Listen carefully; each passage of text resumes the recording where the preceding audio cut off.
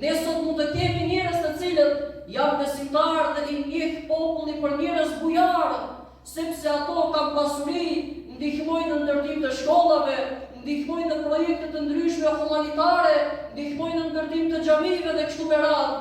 Por që ndoshta punëtorit aty tek firma e vet ja vonon rrogën të shkretit, apo nuk ja jep si duket pakën sa ai meriton dhe kështu me radhë. Ama ky bujar i madh ka zgjedhur udhëzimin e Zotit për çështje bujarie, por ka harruar udhëzimin e Zotit tek haku i punëtorit, sepse udhëzimi i Zotit edhe në atë çështje flet.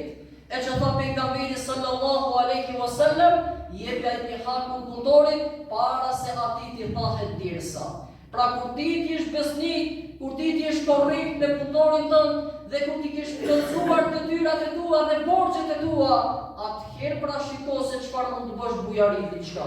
Atëherë bëhu burr i mirë dhe ndihmo në humanitet.